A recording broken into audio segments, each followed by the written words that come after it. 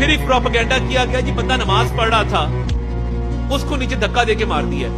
मंडी बहाउद्दीन का रिहायशी है, बिल्कुल सही सलामत है,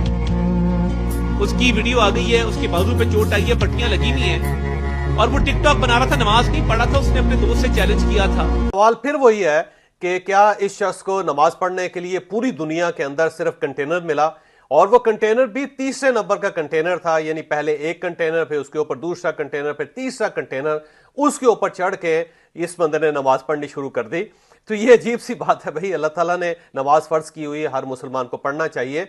लेकिन इसका मतलब ये नहीं है कि आप ममनुआ इलाके के अंदर जहां पे रेंजर्स भी हो, जहां पे पुलिस भी हो, जहां पे अफवाज पाकिस्तान भी हो, और अफवाज पाकिस्तान को गोली मारने का इख्तियार भी दिया गया हो, आप वहां पे प्रोटेस्ट के दरमियान आप वहां चढ़े और चढ़ने के बाद आप वहां पे नमाज नियत लें, तो जाहिर है फिर अगर आप इस किस्म की हरकत करेंगे तो कहीं ना कहीं कोई ना कोई दिल जला आपके साथ ये हरकत भी कर सकता है।